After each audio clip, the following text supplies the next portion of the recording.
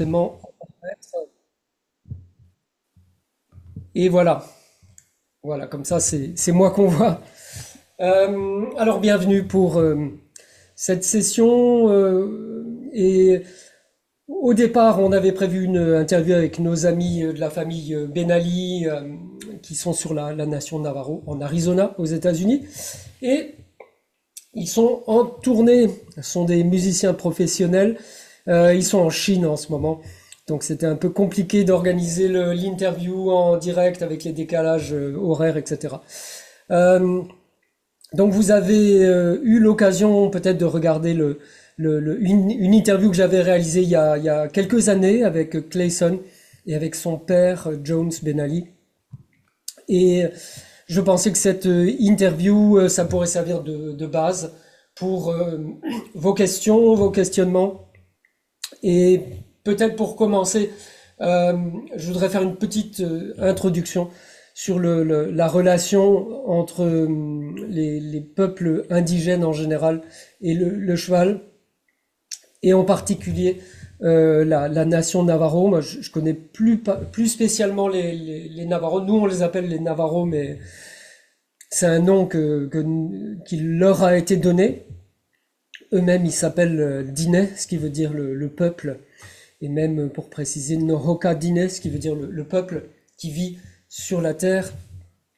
Et la plupart des nations amérindiennes, en fait, ont un nom qui est par rapport au fait d'être un humain, d'être un véritable être humain. Et il y a beaucoup de nations dans leur propre langue qui s'appellent le peuple humain, les véritables êtres humains, les êtres humains sur Terre, le peuple qui marche sur Terre, ça c'est les Navarros, hein, Nohoka Diné, le peuple qui marche sur la Terre.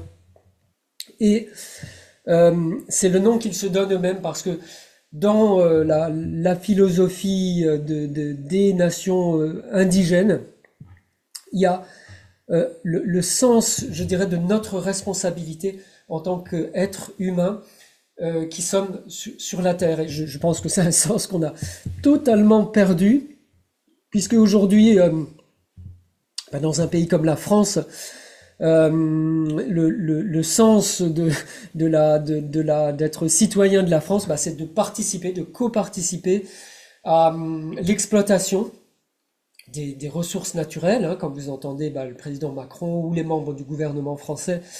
Eh ben, il s'agit d'exploiter les ressources naturelles et de développer l'économie, le commerce, le profit, les banques, et tout ça, ça se fait par l'exploitation des ressources naturelles.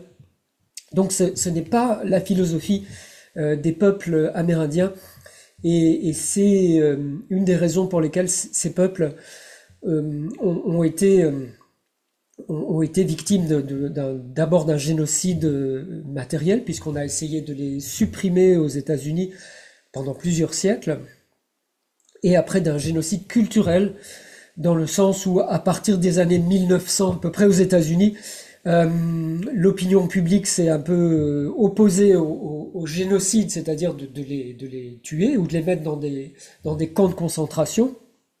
Mais il a commencé à y avoir un génocide culturel, c'est-à-dire que les États-Unis ont fait un système de pensionnat. L'éducation était rendue obligatoire par les traités avec les nations amérindiennes.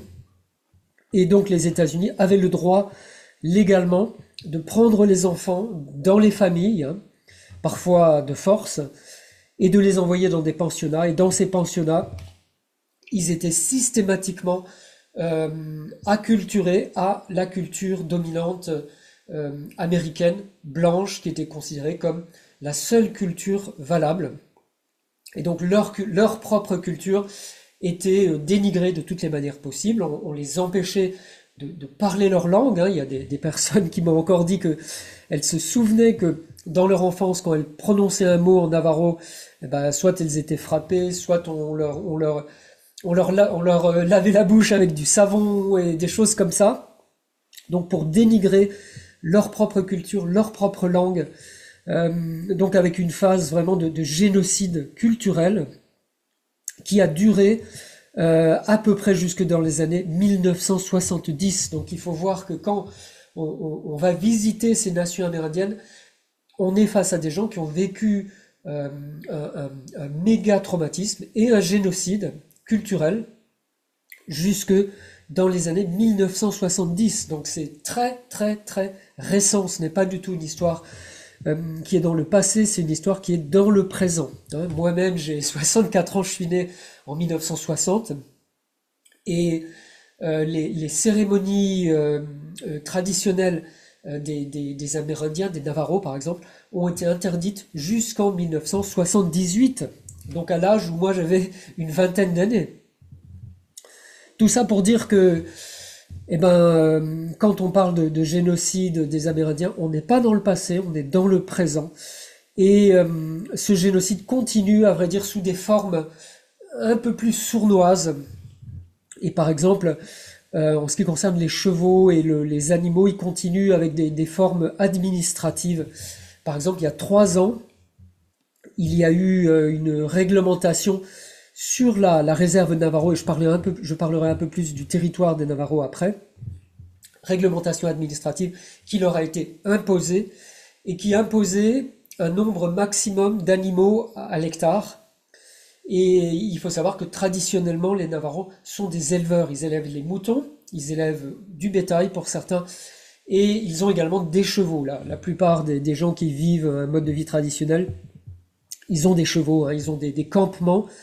Ils sont semi-nomades, ils ont un campement d'hiver et un campement d'été souvent. Et ils ont des chevaux. Donc il y a 3 ans, vous voyez, c'est très très très récent. On n'est pas dans le passé, on est dans le présent. Il continue, il continue à y avoir des réglementations qui leur imposent des limitations, voilà, un nombre maximum d'animaux, et donc ils ont été obligés de diminuer leur cheptel. J'ai été visiter la réserve Navajo en août dernier, en août 2024, et le nombre des chevaux a considérablement diminué à cause de cette réglementation, encore une fois, qui leur a été imposée. Autre chose à savoir peut-être autour des peuples premiers, c'est qu'ils vivent avec une géographie sacrée, et dans le travail avec les chevaux, on parle souvent de cet espace sacré. Hier soir, pendant le Zoom qu'on a fait en commun pendant le sommet, on a parlé avec Arlette, avec les différents intervenants, de cet espace sacré, des possibilités qui existent quand on travaille avec les chevaux. Et pour les peuples indigènes, cet espace sacré, cette géographie sacrée, elle est vraiment à la base de la culture. Pour les Navajos, il y a une géographie sacrée qui est basée sur 4 montagnes, qui sont 4 montagnes sacrées. Et donc là, ce que je vais dire, ça fait partie disons du savoir commun, hein, qu'on trouve partout.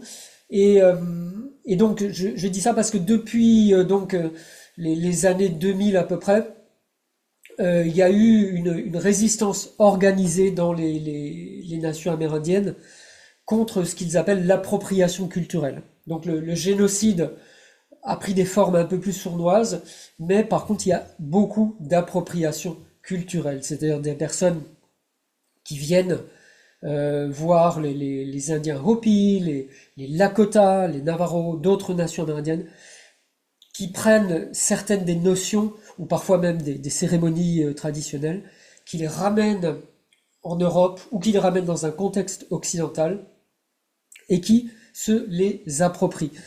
Et les Lakota ne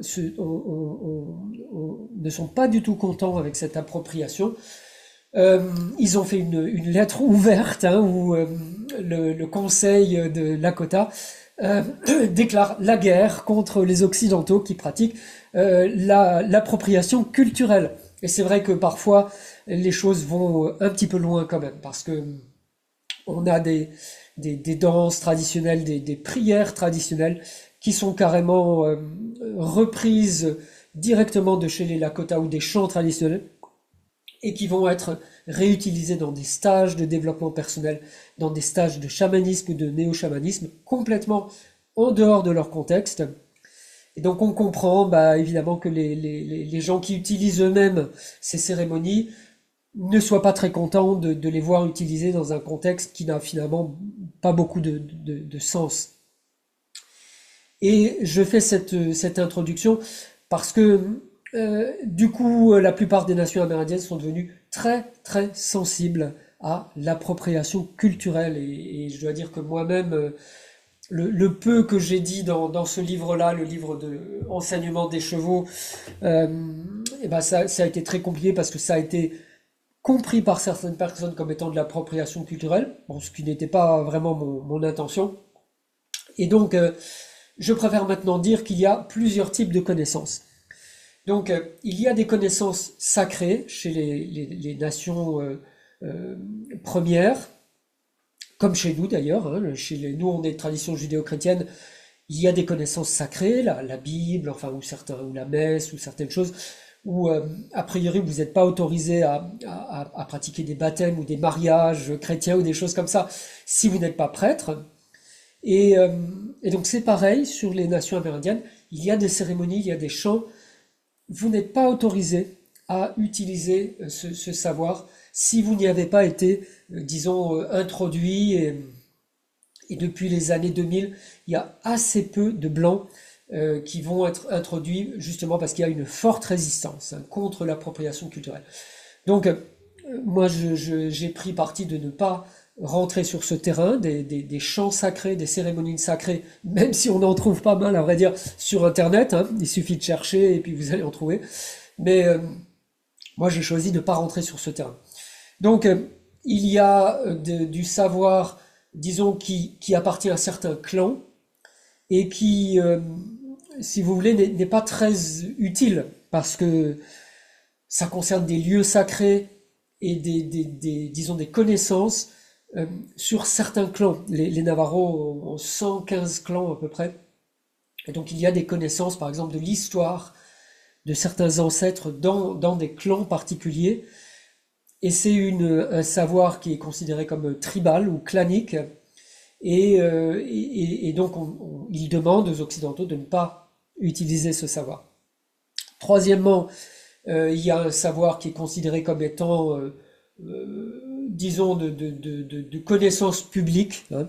Et là, moi, ce que je vais dire, bah, c'est du savoir que vous pouvez trouver partout, hein, n'est pas, qui ne fait pas partie des connaissances sacrées. Donc, voilà pour l'introduction un peu. Je vais donc vous parler de l'environnement géographie sacrée pour les Navarros. Les Navarros ont une géographie sacrée euh, autour de quatre montagnes. Ah, il y a quelqu'un qui nous rejoint.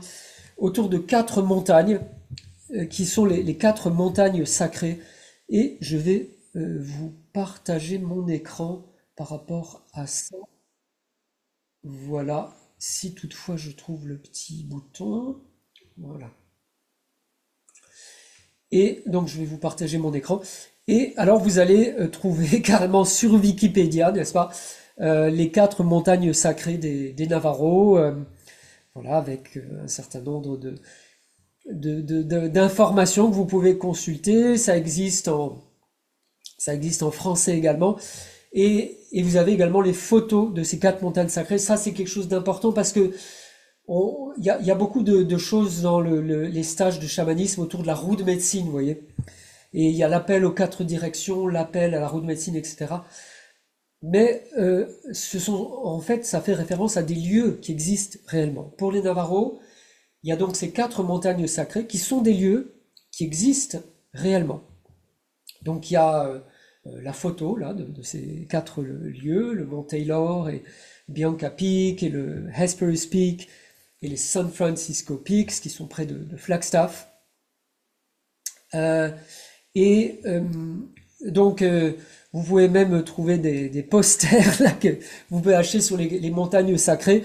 Et il y a beaucoup de Navarros chez eux, dans leur salon, ben ils ont ce poster avec les quatre montagnes sacrées. Et vous voyez sur ce poster, je vais agrandir un petit peu l'image, ben vous voyez, il y a le nom en navarro des quatre montagnes sacrées qui sont dans les quatre directions. Hein. Donc Cisna Gine et la montagne sacrée qui est dans la direction de l'est. Et vous voyez qu'il y a une petite montagne là qui est dessinée, qui est de couleur blanche. Cisnagini dans l'est est associé à la couleur blanche. Et il y a également des histoires par rapport à ces 4 montagnes sacrées qui déterminent, disons, l'environnement sacré auquel on va se relier pendant, disons, dans toute la vie, en fait, de l'environnement culturel, je pourrais dire, des Navarros. On est entouré par ces montagnes qui sont effectivement aux 4 points cardinaux qui entourent le territoire traditionnel des Navarros. Et donc Cisnagini, en anglais ça s'appelle Bianca Peak, qui est près de Albuquerque, c'est au Nouveau-Mexique. Vous voyez, il y a un petit éclair là parce qu'il y a une histoire comme quoi elle a été fondée à partir d'un éclair de couleur blanche. Et il y a de très nombreuses légendes sur comment ces montagnes ont été créées et comment elles vont interagir avec le peuple qui se trouve, disons, entre ces 4 montagnes sacrées, et donc qui bénéficie, qui crée en fait un espace sacré. Et donc c'est un très très grand espace sacré parce que l'espace qu'il y a entre Cisnagini, c'est la montagne qui est du côté est, et Doc Oslid, c'est la montagne qui est du côté ouest, ça fait à peu près 400 km. Donc ce sont des très grands espaces. La deuxième montagne qui est dans la direction du sud, elle s'appelle Tsootsil. Et Tsootsil, c'est une montagne qui est censée être construite à partir de turquoise. Et vous voyez le petit symbole de la turquoise qui est ici. La turquoise est une pierre sacrée pour les Navarros. On trouve effectivement de la turquoise à côté de cette montagne, Tsootsil, mais il y a aussi une signification sacrée, c'est-à-dire que nous-mêmes, en tant qu'êtres humains, nous avons été matérialisés eh bien, à partir d'une substance sacrée. Et cette substance sacrée pour les Navarros, c'est la turquoise. Et donc, il y a quelqu'un d'autre qui nous rejoint. Je vais essayer de faire rentrer la personne. Admettre, voilà, c'est ça. Et, euh, et si vous rencontrez des Navarros aujourd'hui, la plupart des Navarros portent de la turquoise sur eux, soit des boucles d'oreilles, même les hommes, ils portent des boucles d'oreilles, soit des colliers, euh, parce que c'est un moyen de se rappeler que nous avons été construits par les dieux. Nous ne sommes pas le produit d'une évolution pour les Navarros, mais notre corps a été créé par des entités spirituelles, et donc nous sommes nous-mêmes, nous sommes des êtres spirituels. Et porter de la turquoise nous rappelle que nous avons été construits à partir de ces êtres sacrés qui donc venaient du sud, qui venaient de cette montagne qui s'appelle donc Tsootsil. Et voilà. Donc une montagne qui existe, vous pouvez la voir en réalité, elle est au sud de Albuquerque. La troisième montagne qui s'appelle Doc Oslin, vous voyez qu'elle est de couleur jaune, elle est de couleur dorée, et elle est en rapport avec, c'est un coquillage là qui est dessiné. C'est un coquillage de abalone. Abalone, c'est un gros coquillage. Si vous avez fait du smudging avec de la sauge, très souvent on fait le smudging dans un coquillage avec de la nacre. Et ce coquillage, c'est celui-là qui est représenté. C'est le abalone, le coquillage d'abalone. Et donc Doc Oslid, la montagne qui se situe à l'ouest, est censée avoir été construite à partir de cette couleur de la nacre, qui nous rappelle également que nous-mêmes, nous évoluons vers une spiritualisation de notre être. Et cette couleur de la nacre correspond à la direction de l'ouest, et elle correspond également à la fin de la vie. Au moment où, sur le cercle de la vie, le cercle commence à l'est. Au sud, il y a la croissance, le fait de devenir un homme ou une femme. Et à l'ouest, eh bien, il y a la vieillesse, la maturité, le fait de transmettre, le fait d'avoir une communauté autour de soi. Et c'est symbolisé par cette couleur de la nacre. Vous voyez que le photographe, sur sa photo, il a pris une photo du soleil qui se couche, parce que la couleur du soleil couchant eh bien, c'est censé être cette couleur jaune, jaune qui est la couleur de Doc Oslin, cette montagne qui est à l'ouest. Et, euh, et je connais spécialement cette montagne parce que les personnes que je rencontre souvent sont près de Flagstaff, en Arizona. Et Flagstaff est une ville qui est située juste sous cette montagne. Donc Oslin, Flagstaff est situé juste ici, à côté de cette montagne qui s'appelle en anglais San Francisco Peaks. Et, et c'est un endroit très intéressant parce qu'il se produit une mixité entre la culture américaine, hein, de Flagstaff, c'est une ville américaine de l'Arizona typique, et il y a pas mal de Navajo, il y a une forte communauté de Navajo qui est dans cette ville. Il y a beaucoup de Hopi également. Les Hopi, la réserve des Hopi, eh ben, elle est à peu près à 3 heures de voiture de Flagstaff. Et c'est une ville où il y a de la mixité, il y a un mélange des cultures. C'est également la signification de la direction de l'Ouest et de cette montagne. Les cultures se mélangent. Il y a une communauté qui est en train de se réaliser, de se faire entre la culture américaine et les cultures amérindiennes. Et moi-même, j'ai connu en fait les cultures amérindiennes par des personnes que j'ai rencontrées à Flagstaff, autour de Flagstaff, qui étaient amicales, vraiment on peut le dire, et qui m'ont transmis une quantité absolument incroyable de connaissances, de choses, etc. Certaines de ces connaissances, eh ben, je ne peux pas les transmettre pendant un Zoom comme ça qui est enregistré. Et puis certaines de ces connaissances, eh ben, elles sont, disons, elles sont de savoir public, hein, et donc je les transmets pendant des Zooms comme celui-là. La quatrième montagne, elle est donc dans la direction du nord, hein. Vous avez donc l'est, le sud, l'ouest et le nord. La quatrième montagne, elle s'appelle Dibenitsa, avec l'accent navarro, Dibenitsa, qui veut dire le grand le grand mouflon, hein, et c'est une montagne effectivement qui est dans les montagnes rocheuses dans le l'Utah, au nord de la réserve des Navajo, avec des pics qui montent à 3500-4000 mètres. Vous voyez, le photographe a pris ces montagnes enneigées qui sont très majestueuses, qui sont difficiles d'accès, euh, et qui sont représentées par la couleur noire, la couleur de l'obscurité, la direction du nord, et qui sont censées être faites avec une matière qui est le jet. Vous voyez cette pierre de jet, et la pierre de jet représente le monde des esprits. Parce que, eh bien, une fois qu'on a avancé sur le cercle de vie, qu'on a avancé dans l'âge mûr, dans la vieillesse, dans la transmission, eh ben, on va rentrer dans le monde des esprits, on va quitter notre corps physique et on va interagir avec les êtres humains depuis ce monde des esprits. Vous voyez que le photographe a pris soin de photographier un arc-en-ciel parce que dans la tradition Navarro, quand vous voyez un arc-en-ciel, c'est pas juste un phénomène physique comme ça, non, pas du tout, c'est le monde des esprits qui se manifeste dans le monde visible. Et, euh, et c'est quelque chose qui est difficile à comprendre parce que en tant qu'occidentaux, nous avons pas mal de résistance par rapport à la réalité du monde des esprits. Et moi, après avoir traîné mes chaussures là sur les réserves amérindiennes pendant une période de 10 années et plus, je peux vous dire que ce monde des esprits existe, que les esprits qui sont représentés dans des danses, dans des cérémonies existent, qu'ils existent réellement.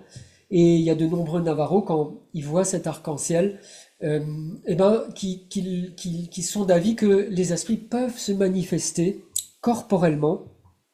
Et par exemple, ils peuvent, disons, prendre la forme d'un animal, d'un être vivant, d'un humain. Aujourd'hui, il y a une des conférencières qui s'appelle Peggy Reboul, qui a édité un magnifique livre qui s'appelle La Voix du cheval. Et Peggy nous dit pendant son interview que parfois il y a des chevaux qui ne sont pas des chevaux, qui sont autre chose que des chevaux. Et c'est vrai, parfois il y a des chevaux qui portent, disons, un message ou qui portent quelque chose du domaine des esprits. Et donc vous avez le photographe qui a représenté ça avec donc un arc-en-ciel qui représente ce monde des esprits. Alors, je vous montre donc une carte des États-Unis. Et donc c'est une vidéo, vous voyez, qui existe carrément sur YouTube.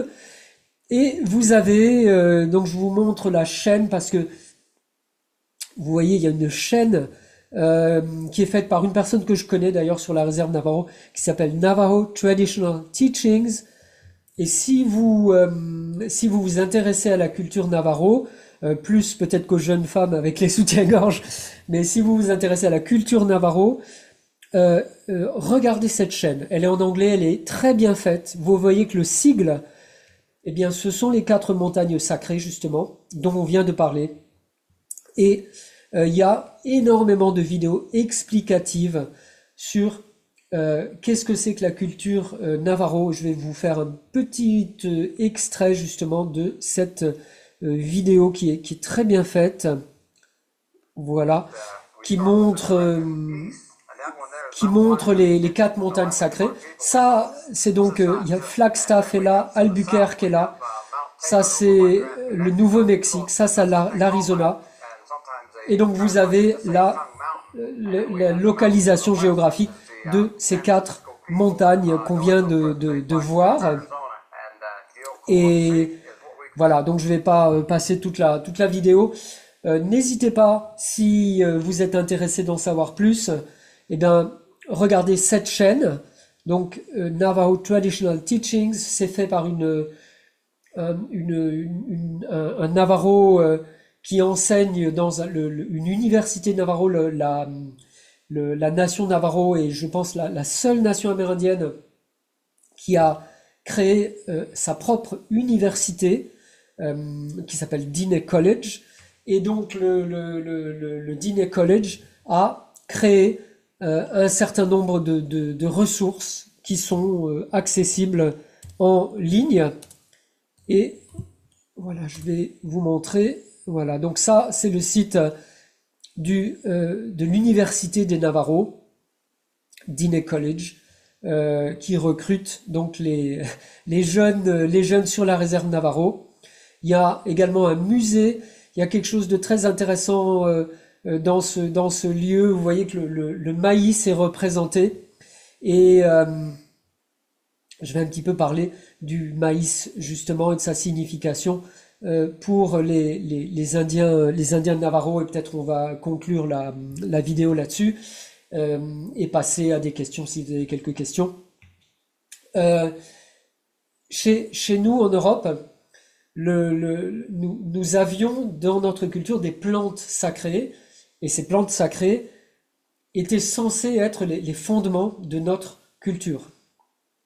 Et ces plantes sacrées, je ne sais pas si vous les connaissez, ces plantes sacrées, c'est celles qui sont écrites dans nos textes sacrés, et qui sont le blé et la vigne. Donc, quand vous avez le prêtre à la messe qui parle du pain et du vin, et que vous avez dans notre propre culture des comparaisons avec le blé, la moisson, etc., etc., et d'un autre côté avec la vigne, le vin, etc., etc., ce sont les plantes sacrées qui ont été données à notre propre culture.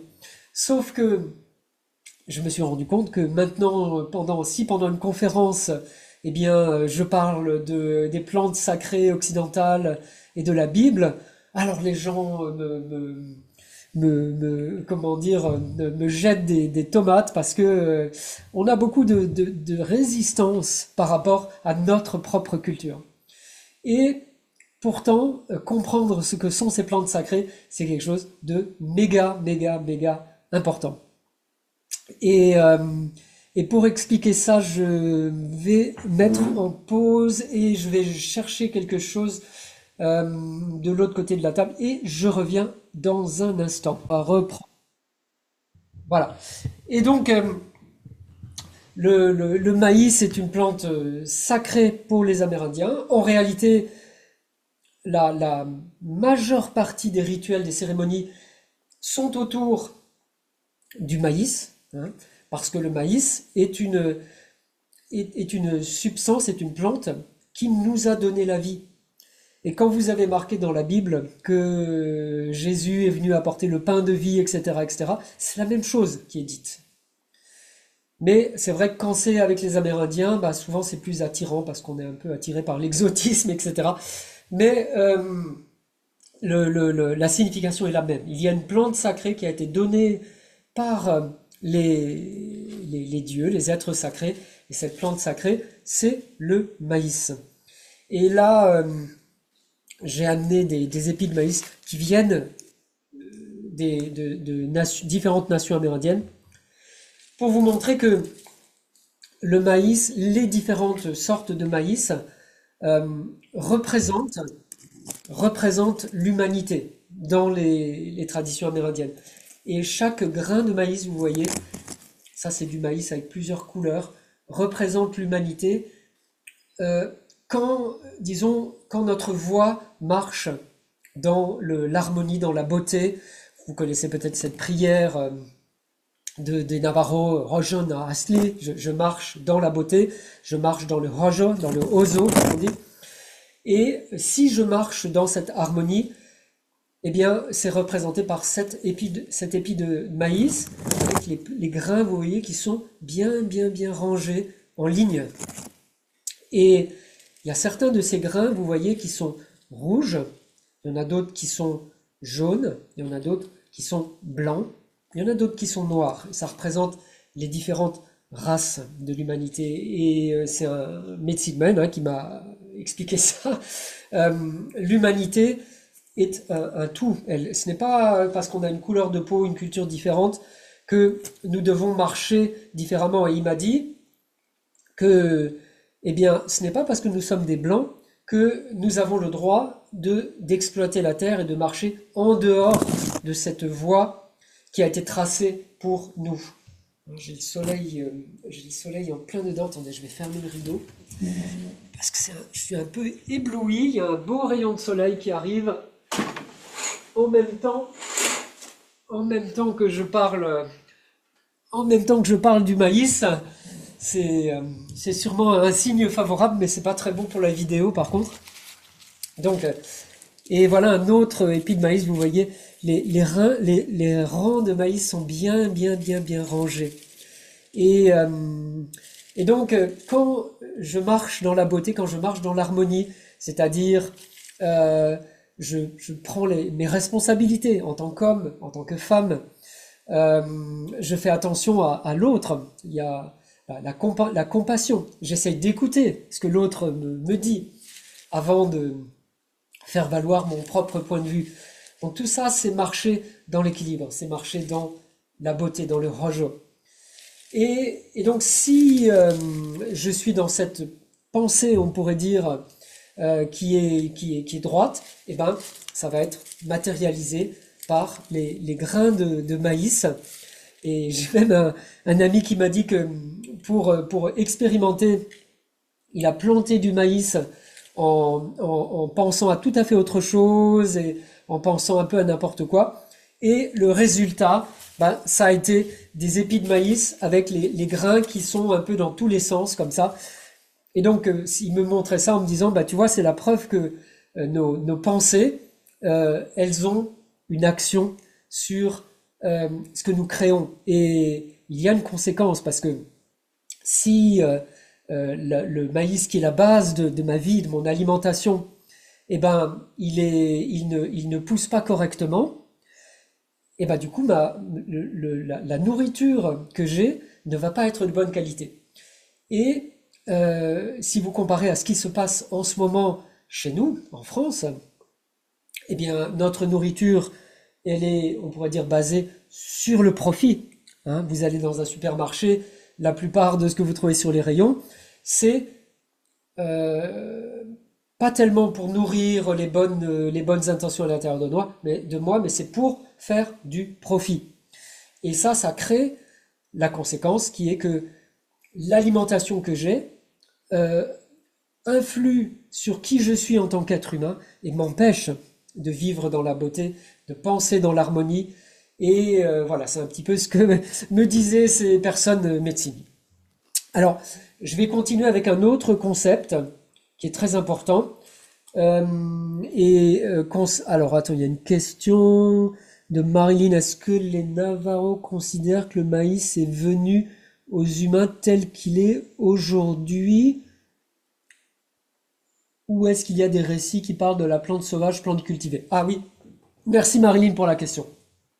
Alors, euh, en fait, la création du monde pour les Navarros, la Genèse, nous ce que nous avons dans la Genèse avec Adam et Ève, pour les Navarros, c'est un épi de maïs femelle, hop, je vais le mettre là, et un épi de maïs mâle, qui sont en fait les deux premiers êtres humains, un homme et une femme, qui sont des épis de maïs, et qui se rencontrent, et leur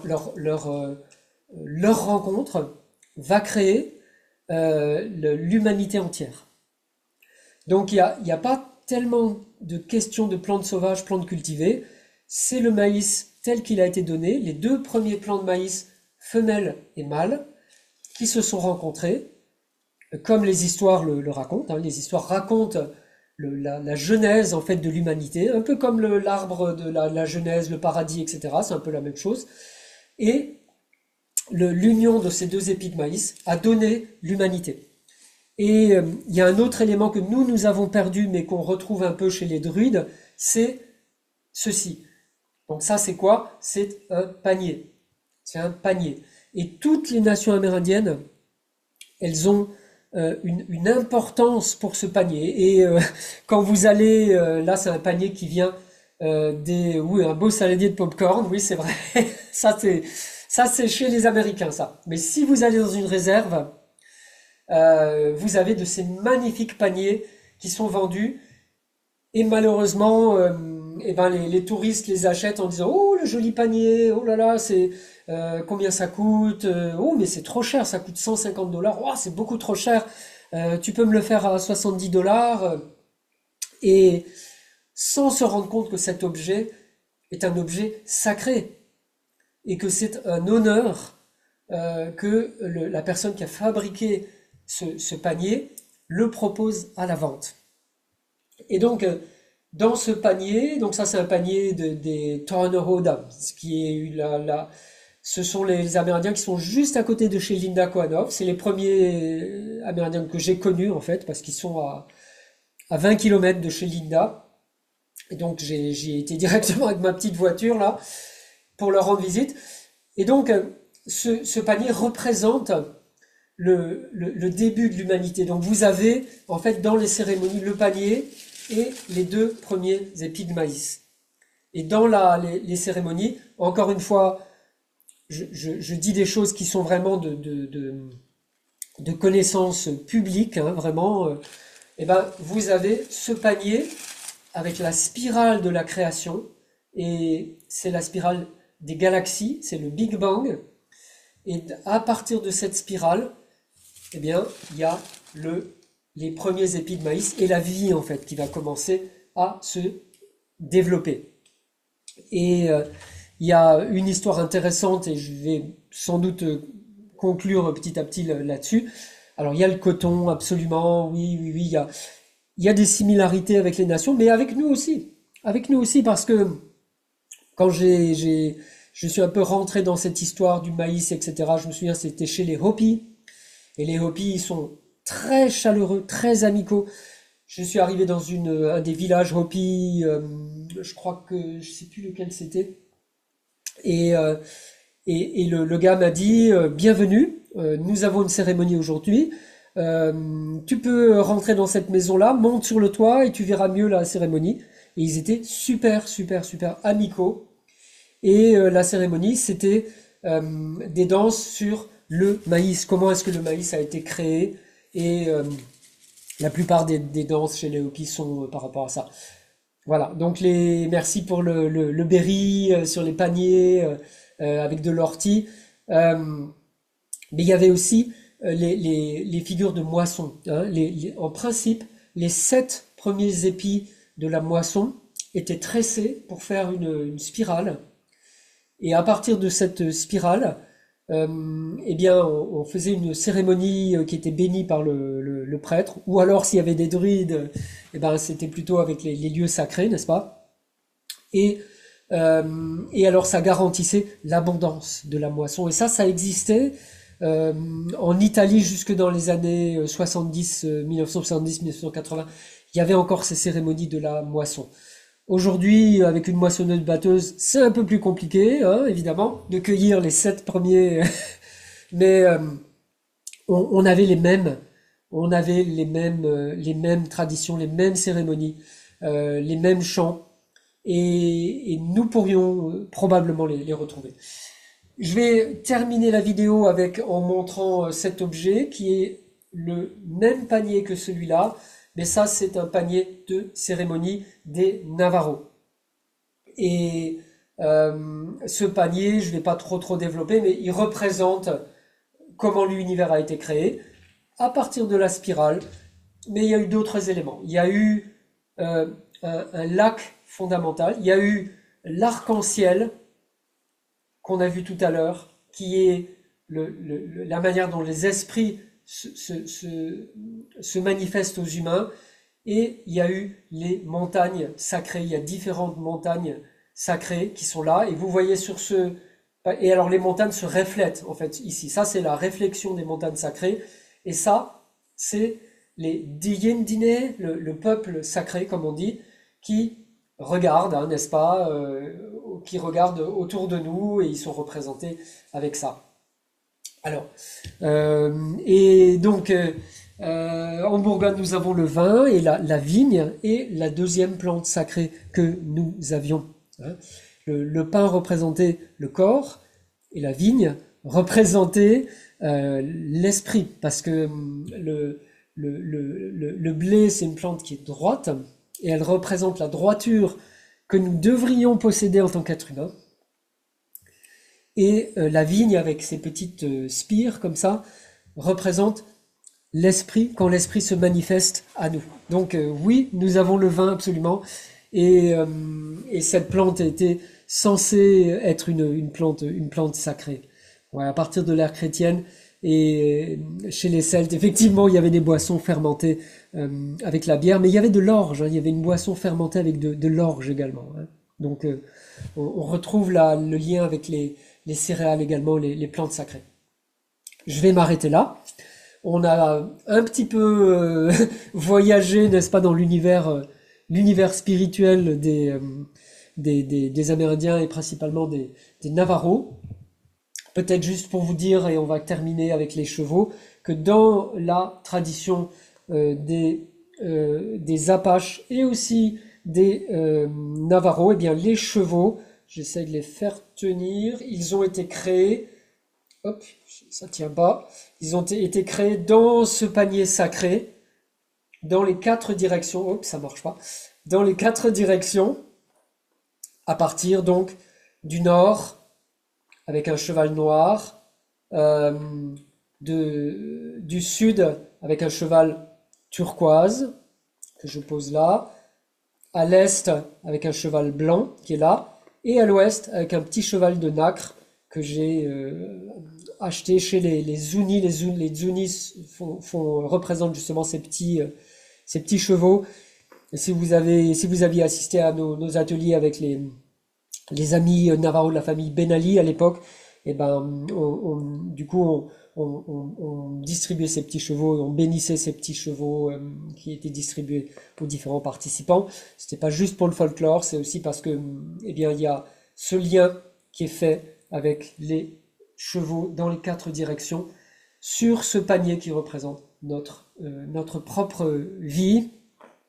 Et donc voilà, on pourrait continuer très longtemps avec les pointes de flèche également, parce que en principe, eh ben, dans chaque direction, il y a une pointe de flèche comme ça qui représente la protection autour de ces enseignements, autour de nous également. Donc n'oubliez pas que avec ces enseignements, eh bien, il y a une protection qui est également là. Alors, n'en faites pas, faites-en un bon usage. Respectez les enseignements des nations amérindiennes. Si vous rencontrez des anciens, respectez ce qu'ils vous disent, même si ça vous semble banal ou peu compréhensible. Et, euh, et donc en mai prochain, nous avons un projet d'aller rencontrer les Nez percés. Il y a sur la page d'accueil du site Cheval en Conscience, eh bien, la possibilité de alors, je vais vous partager mon écran. La possibilité donc d'en apprendre plus sur ce séjour chez les Nez percés. Les Nez percés sont une nation amérindienne qui est beaucoup moins... voilà. Alors, je vous partage mon écran. Les Nez percés sont une nation amérindienne qui est beaucoup plus petite, hein. Partager, voilà, qui compte à peu près 300, qui compte à peu près 3500 personnes. Les Navarros, c'est 350 000 personnes, hein. Alors vous voyez, on n'est quand même pas sur les mêmes choses. Donc là, je vous partage la page d'accueil du site Cheval en Conscience. Et vous avez ici plus d'informations sur la session donc en 2025, en juin 2025, avec les Nez percés. On a prévu deux sessions sur une dizaine de jours et vous avez pas mal d'infos, hein, également. Donc des infos générales sur ce séjour en immersion chez les Nez percés en juin 2025. On va faire deux groupes de à peu près 10 à 12 personnes et j'ai été très très bien accueilli. Ils sont extrêmement sympas, ils sont très très chaleureux. Et par ailleurs, il y a une personne chez les Nez percés qui a fait des études de marketing, qui comprend parfaitement que bah il faut organiser, il faut préparer, il faut etc etc etc. Donc tous les éléments sont réunis pour qu'on puisse organiser un prochain voyage chez les Nez percés. Si ça vous intéresse, eh ben rendez-vous sur le site Cheval en Conscience sur cette page. Donc séjour en immersion chez les Indiens Nez percés. C'est donc dans l'état de l'Idaho, Idaho, hein.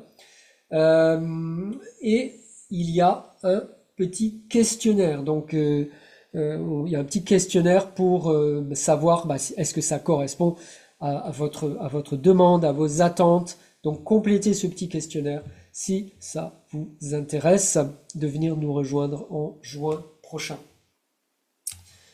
Voilà, les amis. Merci d'avoir été avec nous pour cet échange.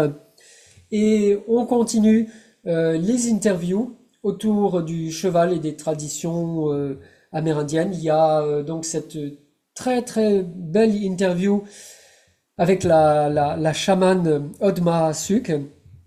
Et je remercie Marilyn qui est présente ici pour cette opportunité de rencontrer Odma et son enseignement sur le chamanisme bouriat et sibérien. Et donc ça va être diffusé cet après-midi.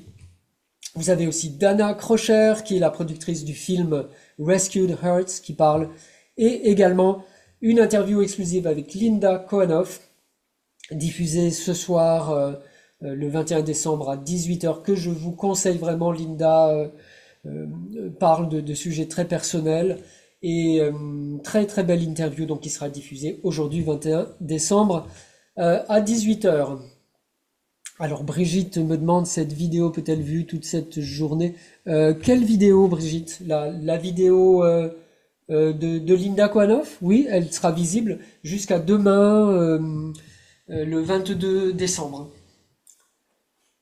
Voilà, à partir des liens que vous avez reçus donc, hein. Voilà, donc merci à vous. Ah, mon intervention actuelle, oui, elle va être en ligne sur la page replay. Et également sur la page des packs replay pour les personnes qui ne peuvent pas regarder dans les 24 heures. Merci beaucoup les amis et je vous souhaite une bonne continuation. Au revoir. Salut Sylvain, merci. Au revoir.